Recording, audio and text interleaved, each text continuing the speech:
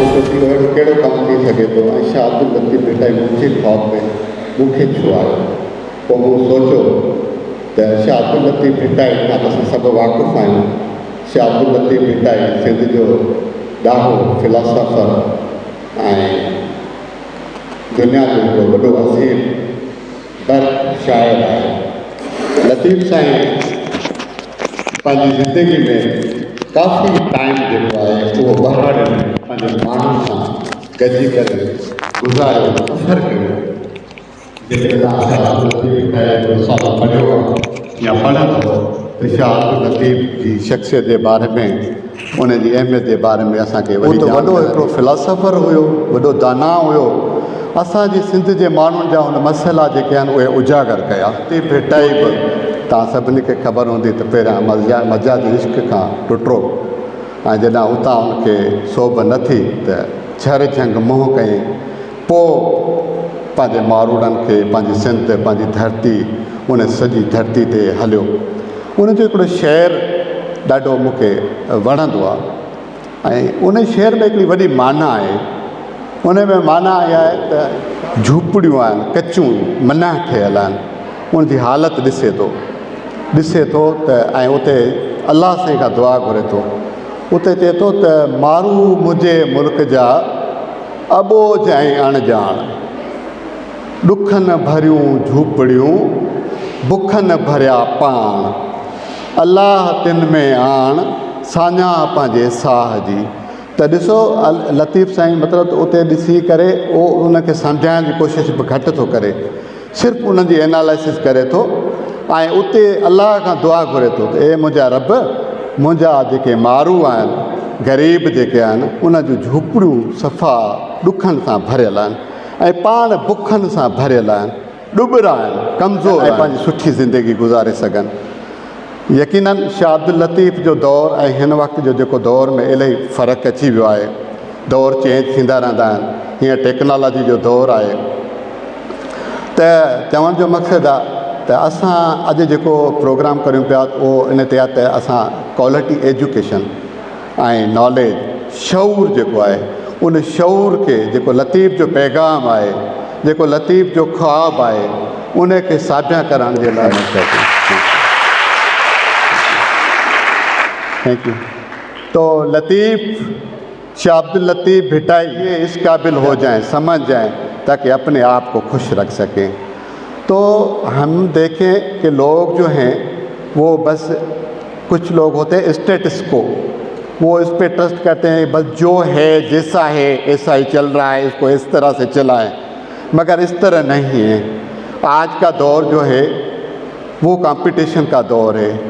अगर हमें अच्छी नॉलेज होगी और हमारी अच्छी तालीम होगी तो हम जाके अपनी अच्छी ज़िंदगी गुजार सकेंगे। ये तो हम एक कॉलेज में हैं, आज ज़ुबैदा कॉलेज में हैं, मगर गांव की सिचुएशन कुछ अलग होती है।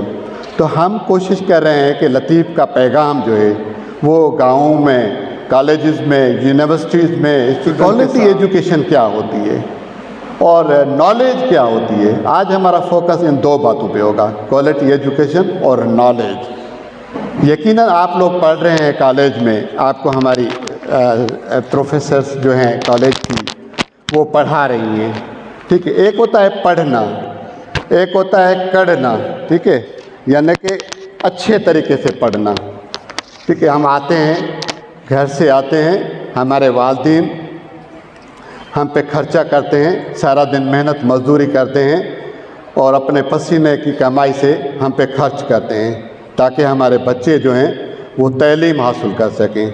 हम घर से निकलते हैं, कॉलेज जाते हैं, यूनिवर्सिटी जाते हैं, मगर वहाँ जाके कुछ पढ़ा कुछ नहीं पढ़ा, और तो मैं समझता हूँ फिर वो एजुकेटेड नहीं है। एजुकेटेड वो है जिसमें ये चीज़ जो है, ये 4 क्वालिटीज़ जो है ये होनी चाहिए। ये आप बैनर पे भी हैं, आप ये नोट कर लें, क्योंकि आपने देखा होगा कि अगर हम फ़र्क देखें कि एक अनएजुकेटेड है, एक एजुकेटेड पर्सन है, दोनों को हम मिला के देखें कि फ़र्क क्या है। जो अनएजुकेटेड पर्सन होगा तो उसमें ये 4 क्वालिटीज़ नहीं होगी, वो पोलाइट नहीं होगा, उसमें मैनर्ड नहीं होंगे, वो स्मार्ट इंडिविजुअल नहीं होगा, वो हैप्पी नहीं होगा। आपने देखा होगा वो हैप्पी क्यों नहीं है? वो इसलिए कि एक तो उसके पास तालीम नहीं है और वो इकनॉमिकली जो है उसकी स्ट्रेंथ नहीं है।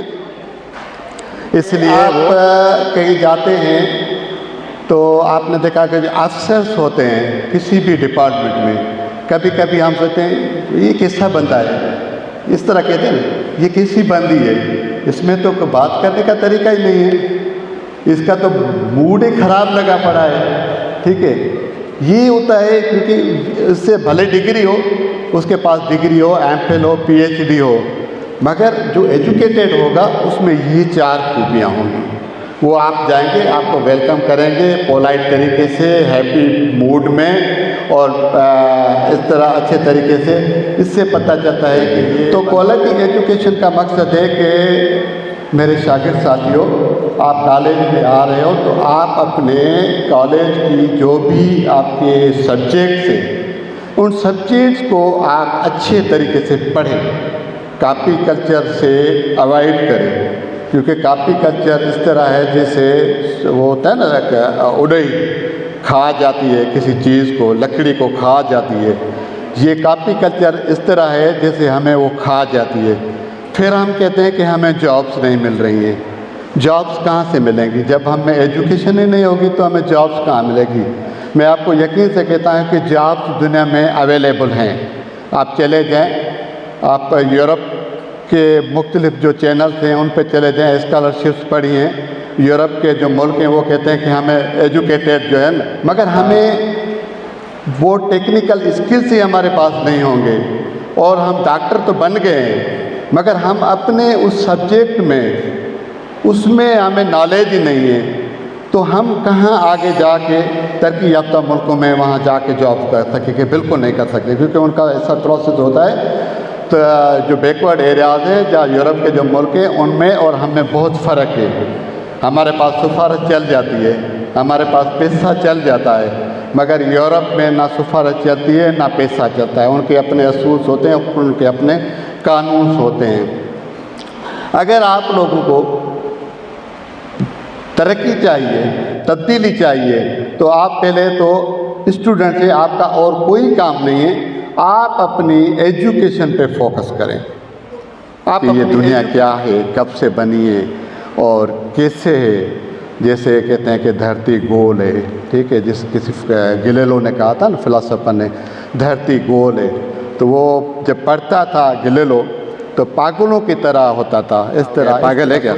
उसने कहा मुझे समझ आ गया है। तो सब ने कहा क्या हो गया इसको, समझ आ गया मुझे? बोला क्या समझ आ गया? बोला मुझे समझ आ गया धरती गोल है। तो सब कह रहे थे कि धरती गोल है, ये कैसे हो सकता है धरती गोल है? उसने कहा नहीं, मैंने हिसाब किया है, यूँ यूँ मिट्टी पे लेके लकीरें निकाल के कहा मैंने हिसाब किया है धरती गोल है। ठीक है, वो सोचता था, दुनिया के बारे में सोचता था, दुनिया क्या है, कायनात क्या है, लाइफ क्या है, ज़िंदगी क्या है। सोच सोच के कहा, उसने कहा कि मुझे समझ में आया कि धरती गोल है। फिर वहाँ के लोग जो तालीम याफ्ता नहीं थे, जो जाहिल लोग थे, उन्होंने कहा पागल है। फिर वहाँ सरदारी निज़ाम था जैसे होता है, फिर उनको सज़ा दी गई कि ये पागल है, इसको 3 साल के लिए सज़ा दे दो, बंद कर दो, और उसको सज़ा दे फिर उसको मार दिया गया। आज सारी दुनिया कहती है धरती गोल है, आज सारी दुनिया कहती है धरती गोल है। देखिए कितना फ़र्क है, समझ का फ़र्क है। इसी तरह लतीफ़ ने जो पैगाम दिया है, लतीफ़ का जो पैगाम है वो हमें समझना चाहिए, क्योंकि ऐसा ना हो कि 200 साल के बाद हम समझें कि लतीफ़ सही कह रहा था। इसलिए मैंने सोचा कि हम कॉलेजेस में, यूनिवर्सिटीज़ में, स्कूल्स में लेक्चर्स प्रोग्राम रखें, 1 घंटे का, आधे घंटे का प्रोग्राम रखें। हम अपनी बेटियों को, अपनी बहनों को, हम उनको समझाएं कि वो क्वालिटी एजुकेशन की तरफ आएँ और नॉलेज की तरफ आएँ, ताकि उनकी ज़िंदगी जो है वो अच्छी गुजर सके। अगर आप साइंस पढ़ेंगे तो आपको मंतिक, इस्लाम पढ़ेंगे तो आपको मज़हब समझ में आएंगे, आप अगर फ़िलासफ़ी पढ़ेंगे तो आपको ज़िंदगी समझ में आएगी, आप अगर अदब पढ़ेंगे तो आपको ज़िंदगी की खुशबू आएगी और ज़िंदगी समझ में आएगी। अक्सर क्या होता है हमारे पास, ये सारे इल्म जो है, ये सारे इल्म पढ़ने से फिर समझ में आता है कि ज़िंदगी क्या है। अक्सर क्या होता है कि मैंने एक इल्म पढ़ा है, मईशत को पढ़ा है मैंने, और मेरी जो है नॉलेज मईशत पे है, तो फिर मैं मईशत को ही सब कुछ समझना ठीक समझता हूँ। अगर मैं इंटरनेशनल लॉज को पढ़ूँगा, अगर इंटरनेशनल रिलेशनशिप को पढ़ूँगा और अपनी स्टेट को पढ़ूँगा कि ये हुकूमतें क्या हैं, ये निज़ाम क्या है, ये सिस्टम क्या है, बन जाए इंजीनियर बनते हैं तो अच्छे इंजीनियर बन जाए, सोशलॉजिस्ट बनते हैं तो अच्छे सोशलॉजिस्ट बन जाए, लेखक बनते हैं तो अच्छे लेखक बन जाएं, और फ़िलासफ़र बनते हैं तो किसी में राइटर की क्वालिटी है, किसी में डॉक्टर की क्वालिटी है, किसी में इंजीनियर की क्वालिटी है, और जिसमें जिसको इंटरेस्ट है, जिसमें जो क्वालिटी है वो उसी पे फोकस करे। क्योंकि आप ना साइंसदान बन सकते, सब चीज़ें नहीं बन सकते, साइंसदान, फ़िलासफ़र, राइटर, सारी चीज़ें एक बंदा नहीं कर सकता। कोई भी एक काम आप कर सकते हैं, अच्छा काम कर सकते हैं। तो मेरा जो एक्सपीरियंस रहा है, तो मैं लिखता भी रहा हूँ मुख्तलिफ़ इश्यूज़ पे, अफेयर मैगज़ीन में और अखबार में, वो पॉवर्टी इश्यूज़ पे लिखता रहा हूँ। मेरा जो सब्जेक्ट भी रहा है वो सोशलॉजी रहा है, गुरबत और सोशल बिहेवियर, सोशल चेंज, इस पे रहा है। तो मैं थीसिस भी मैंने लिखी थी, वो पॉवर्टी पे लिखी थी। मेरे वालिद साहब फार्मर थे, हारी थे, मज़दूर थे।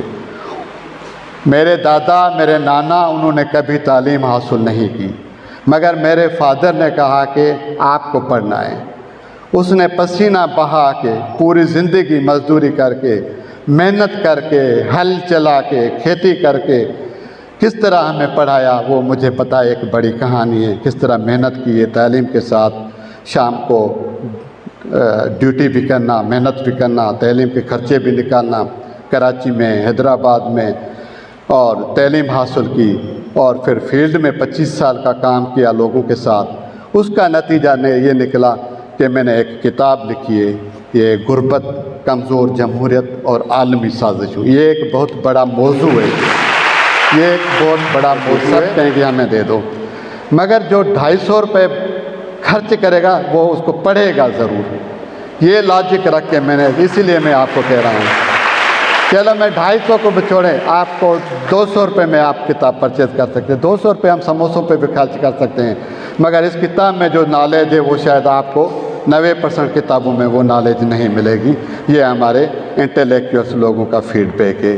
तो ये चीज़ें हैं कि उस तजुर्बे ने, उस गुरबत ने, इस सारे तजुर्बे ने मुझे ये किताब लिखने पे आमादा किया, जो मैंने किताब लिखी है। और इस किताब ने मुझे एज ए राइटर तौर पे इस समाज में मेरा तारुफ कराया, और मैं खुश हूँ कि मैंने जो मेहनत की है, मैंने जो लिखा है, और ये यकीन करें कि चीज़ आ गई जिसकी क्वालिटी पता चले कि ये हाई क्वालिटी का किताब है, तो मुझे बहुत खुशी हुई कि मैंने मेहनत करके ये चीज़ जो है सोसाइटी में आई है, ताकि हमारे स्टूडेंट्स को पढ़ सकें। तो नॉलेज जो है मेरे बच्चों, ये नॉलेज बहुत इम्पॉर्टेंट है। अभी जो आप कर रहे हैं वो पढ़ रहे हैं, ठीक है, ये नॉलेज नहीं है। स्कूल में आप तालीम हासिल कर रहे हैं, नॉलेज आपको किताबों में मिलेगी। ऐसी किताबें जो मैंने आपको बताई, और बहुत सारे जो हमारे जो बहुत नामवर लोग हैं, अदीब हैं, दानश्वर हैं, जैसे साईं रसूल बख्श पलीजू साहब हैं, उनके बहुत सारे किताब हैं। अब्दुल्ला आरिसर साहब हैं, उनके बहुत बड़े किताब लिखे हैं। साईं GM सेठ के किताब आप पढ़ें, जिए डिठो मुँह, आप उनमें पढ़ें, उनको आपको बहुत सारी चीज़ें समझ में आएंगी। और इसके अलावा बहुत सारे राइटर्स हैं, फ़लसफ़े के किताब कॉलेजों में मुहैया किए जाते थे ताकि हमारे बच्चे पढ़ें, मगर आज मैं देख रहा हूँ कि वो शायद किताबें आप लोगों को यहाँ पर नहीं दी जा रही हैं। ताकि वो किताबें हों कि लाइब्रेरी में हों, तो हमारे बच्चे जो हैं वो किताबें हैं, तालीम के साथ उन किताबों को पढ़ें। नॉलेज आपको किताबों में पड़ेगी। नॉलेज जैसे मैंने बताया कि तालीम आपको ये 4 स्किल्स देगी, इसी तरह नॉलेज जो है, नॉलेज से क्या आता है, कॉन्फिडेंस आता है।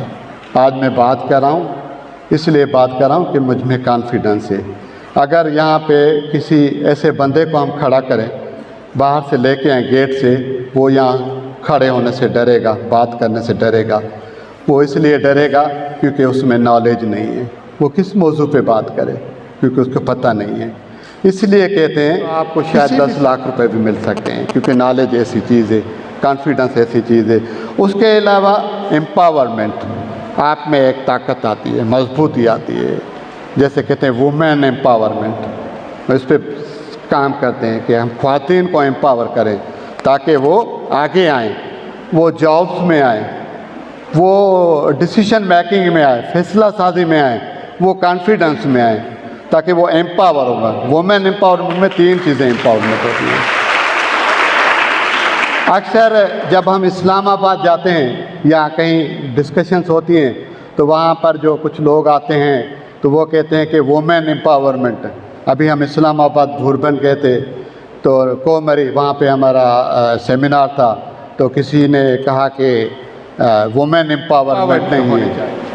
तो उसने बताया कि एम्पावर्ड की जो डेफिनेशन बताया कि उनके कहा कि सिंध की जो बेटी है वो रात को 2 बजे घर से अकेली नहीं निकल सकती, यानी एम्पावर्ड नहीं है। मैंने कहा कि आई हैव क्वेश्चन, मैंने कहा आप क्या कहते हैं एम्पावरमेंट को, क्या कहते हैं कि हमारी बहन, हमारी बेटी, हमारी माँ रात को 2 बजे घर से निकले और सुबह 6 बजे वापस आ जाए, ये एम्पावरमेंट है? मैंने कहा ये एम्पावरमेंट नहीं है। हमारे जो मुल्क के हालात हैं कितने सिक्योर हैं, आप इनकी गारंटी देंगे कि हमारी बहन वो सिक्योर होकर वापस आ जाएगी? आजकल जो हालात चल रहे हैं मेरी बेटियों, बच्चियों, आप देख रहे हैं, अपने आप को बचाना है, अपने आप को सिक्योर रखना है।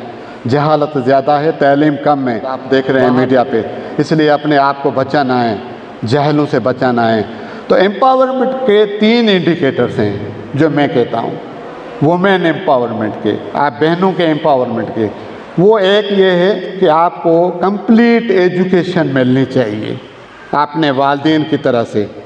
हर बेटी को कंप्लीट एजुकेशन मिलनी चाहिए, वो मास्टर डिग्री, एमफिल, पीएचडी, बल्कि फॉरेन कंट्री में भी आप जाके वहाँ से डिग्री लेके आएँ। इसको कहते हैं, एक इंडिकेटर ये है कि कंप्लीट एजुकेशन। दूसरा ये है कि आप हमारी बहनों में जो है वो डिसीजन मेकिंग, फैसला साजी में किरदार होना चाहिए। दूसरा ये है। तीसरा ये है कि आपको परमिशन होनी चाहिए कि आप जॉब ले जाएगी, समझ आएगी, नॉलेज होगी तो आप लोगों को जॉब्स मिलेंगी, अच्छी जॉब्स मिलेंगी तो आपके पास पैसा होगा, अपना पैसा होगा, आप हस्बैंड पे डिपेंड नहीं करेंगे, आपके पास अपनी तनख्वाह होगी तो आप में कॉन्फिडेंस होगा। उसके बाद घर में उसमें आपका हक है कि आप जो भी घर का फैसला होता है उसमें आपकी राय जो है इतनी ही इम्पॉर्टेंट होनी चाहिए जितनी हस्बैंड की इम्पॉर्टेंट है, भाई की इम्पॉर्टेंट है, बाप की इम्पॉर्टेंट है, माँ की इम्पॉर्टेंट है, इतनी वाइफ की इम्पॉर्टेंट है वो राय है। मिलजुल के अगर फैसला करेंगे तो वो फैसला जो है वो पायदार फैसला होगा। तो ये 3 चीज़ें जो है ना आपकी ज़िंदगी में बहुत इम्पॉर्टेंट है। इसको कहते हैं वुमेन एम्पावरमेंट। कि वुमेन एम्पावरमेंट ये नहीं है वुमेन का कॉन्फिडेंस है, ये नहीं, ये ठीक है, अच्छी बात है, मार्केट में जाना, कॉन्फिडेंस है, तालीम है, मगर ये 3 इंडिकेटर्स जो है ना वो बहुत इम्पॉर्टेंट होते हैं वुमेन एम्पावरमेंट के लिए। तो ये चीज़ें जो हैं तब आप में आएंगी जब आपकी क्वालिटी एजुकेशन होगी, जब आप में नॉलेज होगी। तो ये सारी चीज़ें हैं। तो मुझे उम्मीद है कि आज हमारी जितनी बच्चियां बैठी हैं, मेरे ख्याल में 100 से ज़्यादा हैं, तो आप आज का लेक्चर जो है, बहुत सारे लेक्चर्स आपके प्रोग्राम्स में होते रहेंगे, हमारे सीनियर्स प्रोफेसर्स बैठी हैं, वो आपको पढ़ाती रहती हैं, मगर ये कुछ चीज़ें जो है ना 3-4 चीज़ें आप अपनी डायरी में नोट कर लें कि क्वालिटी एजुकेशन क्या होती है, नॉलेज क्या होती है और वुमेन एम्पावरमेंट क्या होती है। अगर इन 3 चीज़ों को भी आज इस लेक्चर में आप समझ कोशिश करेंगे, अगर किसी और मौजू पे भी, थैंक यू,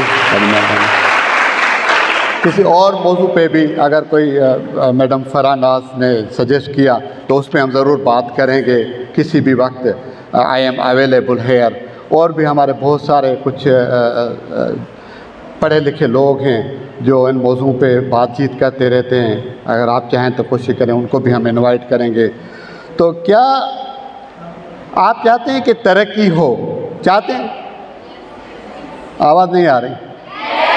आप चाहते हैं तरक्की हो, आप चाहते हैं तब्दीली आए, आप चाहते हैं कि जंग और झगड़े ना हो, आप चाहते हैं कि अमन हो। यस, हम तालीम याफ्ता हैं, हम ये सारी चीज़ें चाहते हैं। तालीम याफ्ता जो होते हैं वो अमन की बात करते हैं, और तब्दीली तरक्की जो आती है वो डायलॉग से आती है, बातचीत से आती है। जैसे हम बात कर रहे हैं, ठीक है, बात करने से आती है, झगड़े करने से नहीं आती है, इमोशनल होने से नहीं आती है। झगड़े से, इमोशनल होने से नुकसान होते हैं, और बात करने से, एक दूसरे को कायल करने से, उससे तरक्की होती है, तब्दीली आती है, अमन आता है। तो आज अगर हम ये एक नारा लगाएं लतीफ़ का और अमन का, तो उसमें आप जवाब देंगे? अगर मैं कहूँ अमन की धरती, अगर आप जवाब दें अमन थी चाहे, ठीक है। लतीफ़ का नुमाइंदा आपके साथ खड़ा है, शाह अब्दुल लतीफ़ भिटाई का नुमाइंदा आपके साथ खड़ा है, नूर मोहम्मद नहीं है आपके साथ। मैं लतीफ़ का पैगाम लेके आपके पास आया हूँ, और मैं हर कॉलेज में जाऊँगा, हर स्कूल में जाऊँगा। मेरा ये फ़र्ज़ है और मुझ पे ये कर्ज़ है लतीफ़ का, जो मुझे ख्वाब में आया था, ताकि मैं ये फ़र्ज़ पूरा करूँ, अपनी बहनों को, अपने बच्चों को, अपने भाइयों को, अपनी बहनों को गाँव में, स्कूलों में, कॉलेजेस में, उनको जाके ये चीज़ें बताएं तो अपनी ज़िंदगी को समझें। Thank you so much. Latif ji धरती, लतीफ़ जी धरती, सिंध जी धरती, लतीफ़ जी धरती, आवाज़ नहीं आ रही है। लतीफ़ जी धरती, सिंध जी धरती में आराम कंप्लीट करें। उसके अलावा पानी, आप जो ज़्यादा से ज़्यादा पानी पिएं और एक्सरसाइज करें। ये 3 चीज़ों का ख्याल करें, आपको कभी भी कोई बीमारी नहीं लगेगी। तो न्यूट्रिशन का बहुत बड़ा एक टॉपिक है, इंशाल्लाह इस पर हम आधा घंटा अलग से निकालेंगे कि ये हम बीमार क्यों होते हैं, ये हमें तकलीफ़ें क्यों होती हैं, ये हार्ट अटैक क्यों होती है, ये लोग क्यों मर जाते हैं। सिर्फ ये एक खुराक का इशू है। पैसा वही हम खर्च करते हैं, मगर ऐसी चीज़ों पे खर्च करते हैं जो हमारी सेहत को नुकसान देते हैं। Thank you, thank you, thank you. हमारे साथ हेल्थ रिलेटेड रूपा बालादी है हमारे साथ। वो थोड़ा 5 मिनट आपको कुछ हेल्थ के जो इश्यूज़ है उस पर 2 मिनट के लिए सिर्फ बात करेगी, ठीक है, ताकि वो आपको मैसेज दें। इसके अलावा मैं थैंक्स कहूँगा प्रोफेसर फरहान नाज सिद्दीकी साहिबा और जो स्कूल मैनेजमेंट हैं और प्रोफेसर्स हैं जिन्होंने हमें सपोर्ट की, टाइम दिया और इस सारे इवेंट को कंडक्ट करने में सपोर्ट की, उसके लिए सबकी मेहरबानी। थैंक यू, बड़ी मेहरबानी। Assalamu alaikum and good afternoon to you all of you. Firstly, I am very thankful to our most respected Professor Farhan Naz Siddiqui and Zonal Manager Noor Mohammad Baladi and all teachers and participants that you all have taken your precious time and attend this session. जो कि मुझसे पहले detail में बात हो चुकी है, मैं सिर्फ आपके 5 मिनट लूँगी। नॉलेज के रिलेटेड थी, नॉलेज मेक्स यू हैप्पी। इसी तरीके से को रिलेशन है नॉलेज का हेल्थ के साथ। जब हमारी सेहत अच्छी होगी तो हम नॉलेज हासिल कर पाएंगे, और जब नॉलेज होगी हमारे पास तो हम अपनी अच्छी सेहत ट्रांसफ्यूजन से लगता है और रीयूज़ ऑफ कंटामिनेटेड नीडल से लगता है। तो मेरे स्टूडेंट्स, आपके अंदर अगर नॉलेज होगी, अगर आप किसी क्लिनिक पे जाते हो तो एटलीस्ट आप उस इंजेक्शन को रीयूज़ होने से बचाओगे। आप कहीं पे भी जाते हो, देखिए हर किसी की फैमिली में आजकल जैसे वायरल चल रहा है, फीवर है, फ्लू है, ये हर घर में हो रहा होता है। तो अगर आप किसी क्लिनिक पे जा रहे हैं या डायरिया है, तो जो ड्रिप्स लगती हैं, जो आपके पेशेंट हैं उनको जो ड्रिप्स लगती हैं या जो नीडल रीयूज़ होती है, उन चीज़ों का आपको ख्याल रखना है। रीयूज़ होने से हैदराबाद के अंदर बच्चों में बहुत ज़्यादा तेज़ी से फैल रहा है, और बच्चों में फैलने की वजह यही है कि जो हमारे आम एरियाज़ में जो लोकल क्लिनिक्स होती हैं उनमें क्या हो रहा होता है, अताई डॉक्टर बैठे हुए होते हैं, उनके अंदर इतनी नॉलेज नहीं होती, वो एक इंजेक्शन दूसरे इंसान के अंदर रीयूज़ कर रहे होते हैं। तो उससे क्या होता है, अगर वो पेशेंट ऑलरेडी मतलब HIV पॉजिटिव है तो उसका क्या होता है, जरासीम जो है वो उस बच्चे के अंदर मुंतकिल हो जाता है, या उस बुजुर्ग या उस जो यंग एजर जो उनके पास जा रहा होता है उसके अंदर मुंतकिल हो जाता है। तो कोशिश यही करेंगे कि आप जब भी जहाँ पे भी जा रहे हैं तो एटलीस्ट जो भी प्रोडक्ट यूज़ हो रहा है उसको आप एक चेक एंड बैलेंस उसमें ज़रूर रखें, क्योंकि आप उनको पे करते हो। चेक एंड बैलेंस ये रखना है कि ये रीयूज़ ऑफ इंजेक्शन ना हो और ब्लड जो ट्रांसफ्यूजन हो रहा है वो स्क्रीन ब्लड ट्रांसफ्यूजन हो। Thank you so much. Thank you.